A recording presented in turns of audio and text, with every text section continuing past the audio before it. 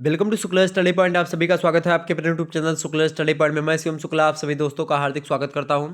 ये question paper है आपका डॉक्टर राम मनोहर लोहिया अवध विश्वविद्यालय का BA first year first semester का ये क्वेश्चन पेपर है इंग्लिश लिटरेचर का।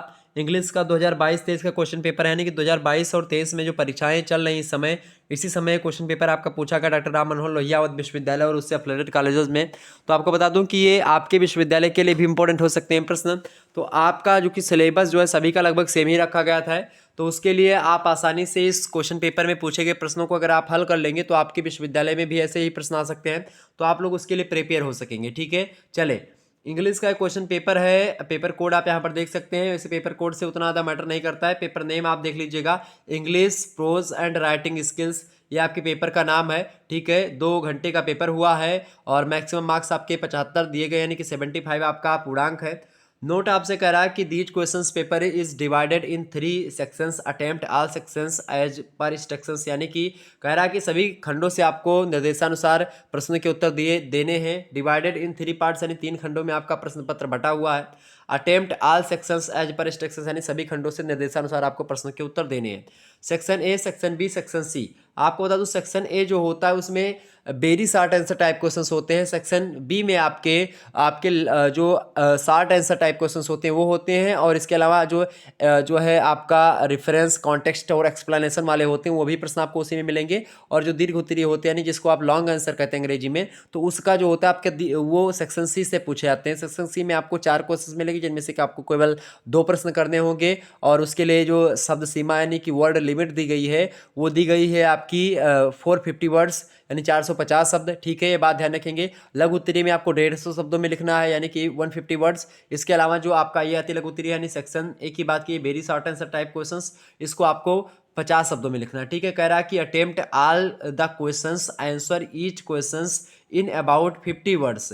ठीक है, यानी कि आपको सारे प्रश्न करने हैं। अटेम्प्ट ऑल द क्वेश्चंस, आपको सारे प्रश्न करने हैं। Answer each question in about 50 words, यानी आपको 50 शब्दों में एक प्रश्न का उत्तर देना है। 10 क्वेश्चंस आपको दिए जाएंगे इसमें खंड आ में, यानी सेक्शन ए में 10 के 10 प्रश्नों के उत्तर देना होगा। 3-3 नंबर का एक प्रश्न है, 30 नंबर यहाँ से आपको मिल जाने हैं। ठीक है, चले अगले प्रश्न की ओर बढ़ते हैं। पहला प्रश्न देखें कैसे कैसे प्रश्न पूछे गए थे। पहला प्रश्न पूछा गया था, how do you define a short story, कैसे परिभाषित करेंगे आप शॉर्ट स्टोरी को, परिभाषित कीजिए। शॉर्ट स्टोरी के बारे में परिभाषा पूछी गई थी।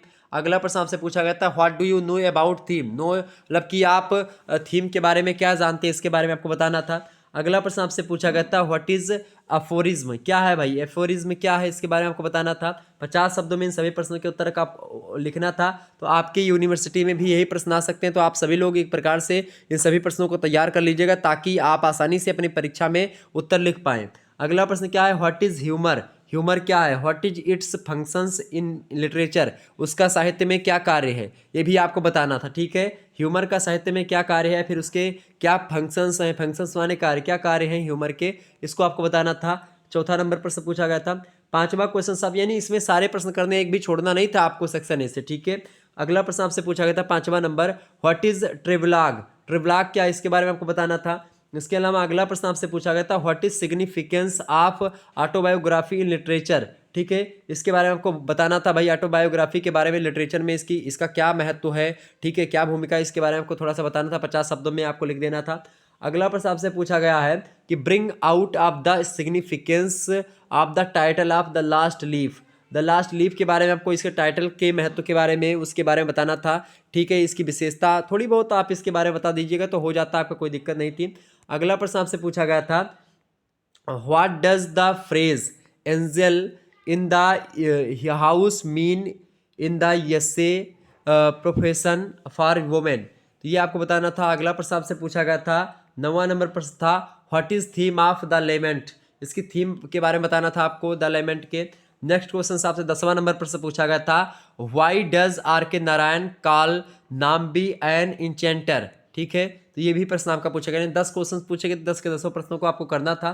सेक्शन बी की बात करें तो यहाँ पर रिलीफ की बात ये होगी कि आपको यहाँ पर जो है कुछ क्वेश्चंस ही करने हैं। कह रहा है नोट में आपसे सेक्शन बी में कि answer these questions in about 150 words, आपको केवल यहाँ पर 4 प्रश्न करने हैं, 6-6 नंबर का एक प्रश्न है, ये बात आप ध्यान रखेंगे। ठीक है, प्रश्न आपका दूसरा नंबर दिया गया था कि explain the following lines with reference to the context, यानी आपसे कह रहा है कि इसका आपको संदर्भ प्रसंग और व्याख्या लिखनी है, ठीक है। यहाँ पर देखेंगे दिया हुआ है पैरा ये कि they perfect nature and are perfected by experience for natural abilities are like natural plants that need pruning by study. तो ये आपका दिया गया था पहला पैरा, तो इसकी व्याख्या करनी थी आपको। चाहे उसकी व्याख्या करते ऊपर वाले की तो दूसरा प्रश्न आपका कंप्लीट हो जाता, 6 नंबर आपको मिल जाते। चाहे अगर इसकी व्याख्या नहीं आर करके दिया गया अथवा करके ये दूसरा आपका व्याख्या के लिए, ठीक है। तो इसकी भी अगर लिख देते तो ये भी आपका उतना ही नंबर देगा, ठीक है।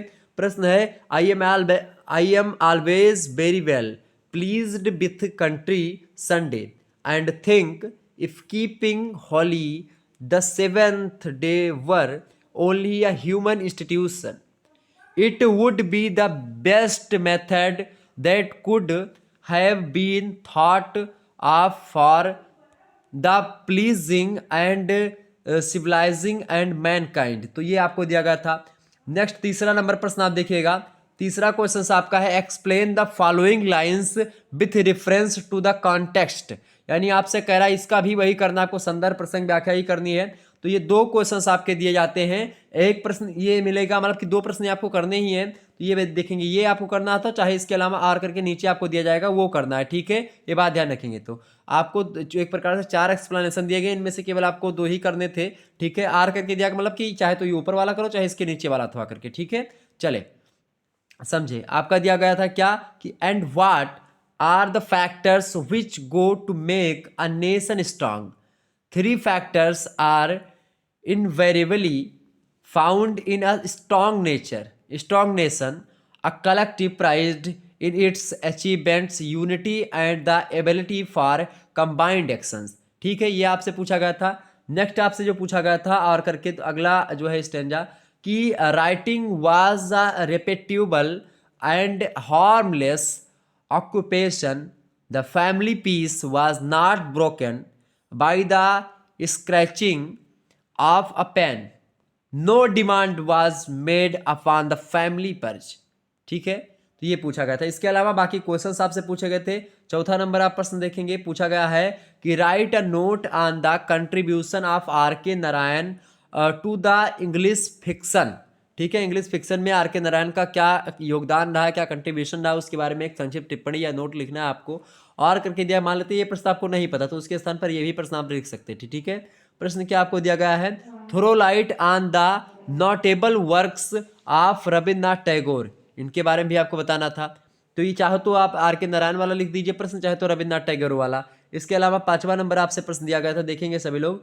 प्रश्न था कि write a note on the theme of childhood as presented in games at two, मतलब कि टिवलाइट बाई अनीता देसाई।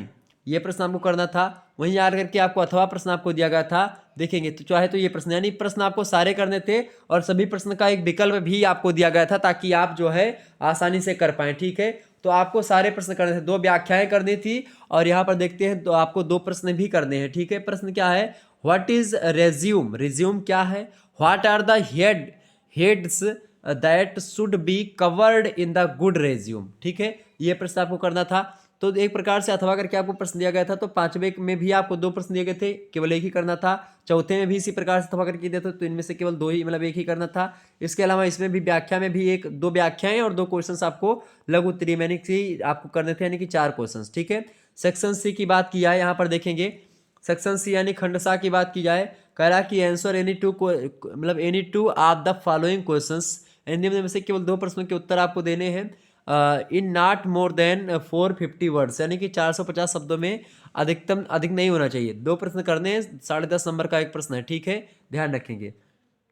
प्रश्न 6ठा नंबर क्या पूछा गया था आपसे, प्रश्न पूछा गया था कि write a note on the development of periodical essay. ठीक है, पीरियडिकल एसे के बारे में आपको बताना था, उसके विकास के बारे में एक टिप्पणी लिखनी थी।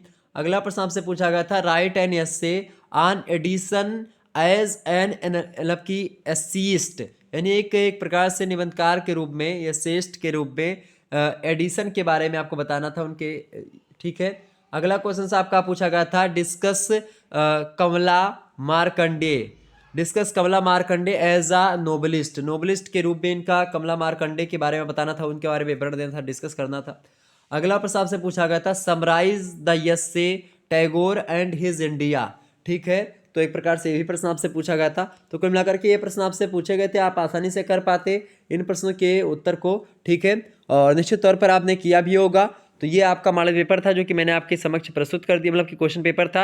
आपके विश्वविद्यालय में भी ऐसे प्रश्न आ सकते हैं, तो आप लोग इन प्रश्नों को तैयार कर लीजिएगा, ठीक है। आपके लिए आसानी होगी तो इन क्वेश्चंस को आप लोग आसानी से तैयार कर लीजिएगा। सोचिए कि मेरा ही पेपर चल रहा है और आप इस क्वेश्चन पेपर को हल कर डालिएगा, ठीक है, अपने घर पर बैठ करके। फिर अपने आप को आंक लीजिएगा किस प्रकार से आप तैयारी कर रहे हैं। अगर आपने इस प्रश्न के उत्तर, मतलब इस प्रश्न को हल कर लिया अच्छे तरीके से, तो आप सोचिए कि आपके क्वेश्चन पेपर में भी ऐसे ही प्रश्न आने वाले हैं। धन्यवाद, मिलते हैं नेक्स्ट वीडियो में।